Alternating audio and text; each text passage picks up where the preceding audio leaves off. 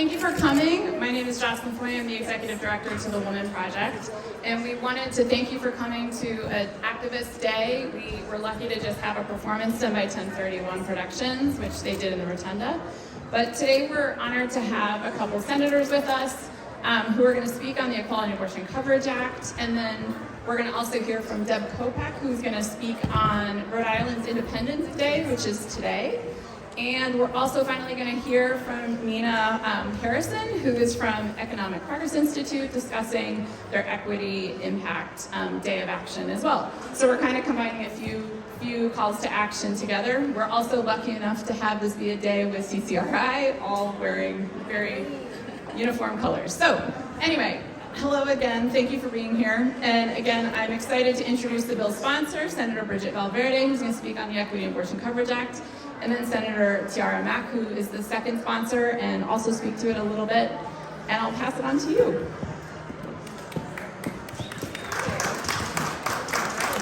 Thank you, Jocelyn, and thank you everyone for being here today. We are in a really great spot here in the General Assembly when it comes to passing the Equality and Abortion Coverage Act this year. I'm sure many of you know that last week the House of Representatives passed the bill sponsored by Whip Kazarian, and it passed with flying colors. And so now it's up to the Senate to take action. So this is the fourth year that I've introduced the Equality and Abortion Coverage Act, and hopefully it is the last. It is. Yes, go ahead. It is so needed here in Rhode Island because the lack of coverage for abortion in our Medicaid program and in our employee health plans affects so many Rhode Islanders. The estimate is around 80 to 85,000 people are affected by this bill who do not have abortion coverage, who may become pregnant, which is a lot. And as we all know, when something is not covered by our insurance, we are much less likely to be able to access that service at all or in a timely fashion, and it can affect our entire family's ability to meet our economic needs. The Women's Health and Education Fund estimates that a out-of-pocket cost for an abortion is around $600 here in Rhode Island, and we know that a huge proportion of American adults do not even have the savings to cover an unexpected expense of around $400. So imagine how much of an impact an unexpected expense of $600 is to an individual and their families. So, like I said, it is more important than ever, as the cost of everything, as we all know, has been rising, that we provide coverage for abortion in our Medicaid program and in our state employee health plan. So this is the year we're going to get it done. I'm so glad you are all here today to come talk to people in the Senate, to some of my colleagues. I see a couple of supporters here. We have Senator Ana Quezada here, who is a co-sponsor of the bill. Thank you for being here. And I see Senator Burke leaving over there. And of course, Senator Mack, who will be addressing you in a minute. So once again, thank you all for being here today. I really appreciate it. And now I will turn it over to Senator Tiara Mack, who is also a co-sponsor of the bill and a longtime supporter of funding abortions in Rhode Island and across the country. Welcome. Hello, everyone. One of the reasons why funding abortions through our state Medicaid program is important is because it's about justice. A few years ago, our General Assembly was able to codify the right and access to abortion for all Rhode Islanders, but we left out some key people, low-income Rhode Islanders, who have been left out of the access to choice. They've been presented with significant barriers in order to access their legal right to body autonomy and the decisions between themselves, their medical care providers, and the care that them and their families decide best fits their needs. It's time that we stop doubling down on the federal decision in the 1980s to pass the Hyde Amendment, which prevented federal funds from covering abortion, leaving hundreds of thousands of Americans out of access to choice and real authentic choice. Rhode Island then took a step to double down on that by preventing state employees and Medicaid recipients from that choice. It's been over 30 years since that decision has been passed, and it's time that Rhode Island makes the step to make sure that every single person, regardless of race, age, income, and ability status, has access to real, authentic choice.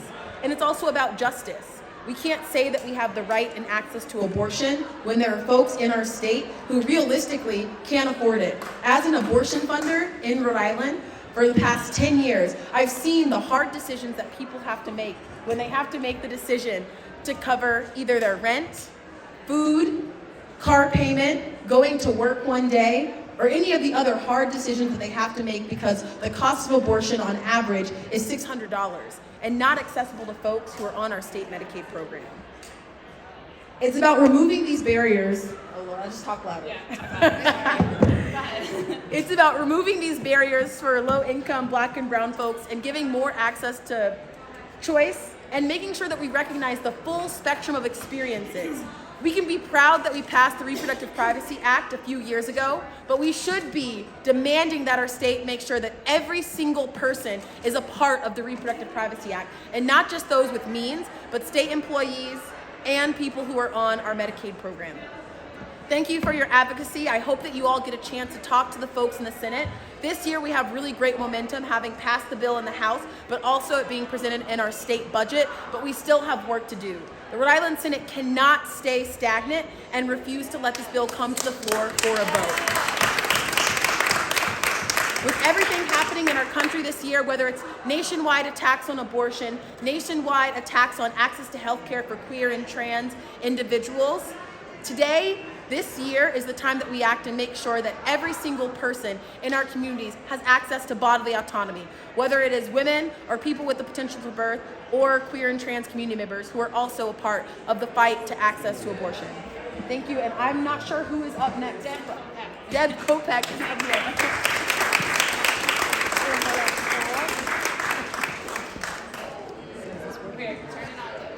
I think it's on. Is it on? It's on. Go ahead, it's gonna go in there.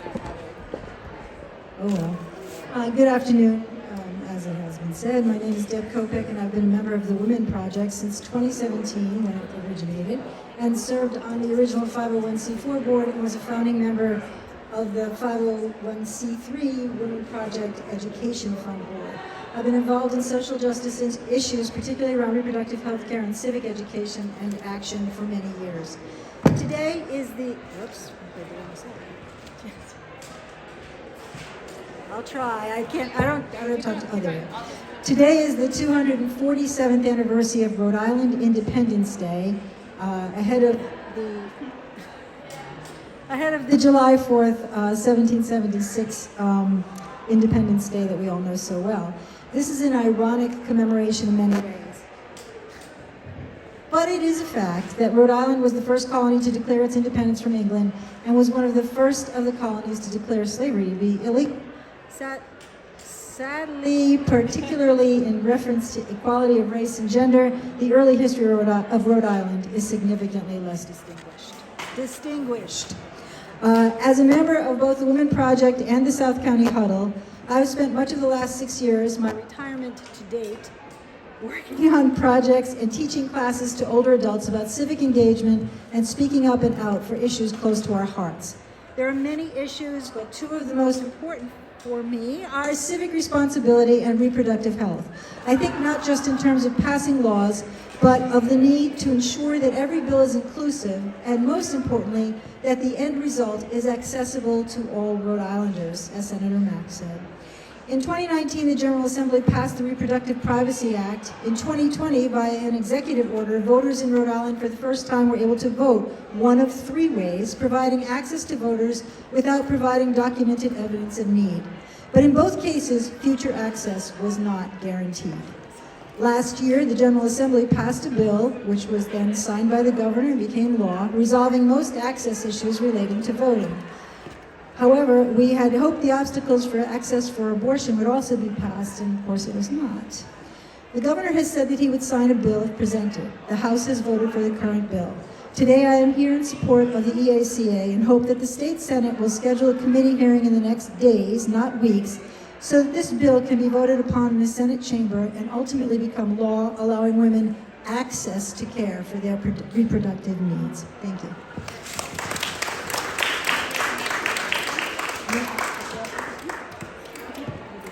So I'd like to introduce Mina Harrison, who's here from Economic. I always say EACA, I'm so sorry. Hello, I'm Mina Harrison, Policy Director for the Economic Progress Institute, and I'm here today to talk to you about equity. Equity means providing access and opportunities for all Rhode Islanders by ensuring that policies, programs, and the state budget correct historic disparities. For everyone in this room, I'm sure equity means equal access to reproductive health outcomes and medicine. So today, EPI is having Equity Impact Days along with the Equity Impact Campaign today and next Thursday to celebrate equity in Rhode Island, to promote equity in Rhode Island, and to promote the equity legislation that's pending this session. Those bills include two that are similar from Rep. Kislak and Senator Mack, who just left, and those require legislators to stop and think about equity before they propose legislation and make a statement saying that they consider the equity implications of that legislation when it's introduced. Fairly simple ask, it doesn't require a report. We're asking them to think about all of their constituents. The second bill, or the second category of bill, is sponsored by Rep. Corcoran, and that requires the governor to make an equity statement, an equity analysis, explaining how the proposed budget advances equity in the state of Rhode Island. Connecticut recently passed a similar bill, and their governor released their first report with success. The way Rhode Island spends its public funds reflects Rhode Island's values, and Rhode Island must value equity. So we invite you to come celebrate equity with us. We have some fact sheets about the bills. We also have equity impact cards so that you can write what equity means to you, to your community, take a picture, tweet it out, hashtag equity in Rhode Island.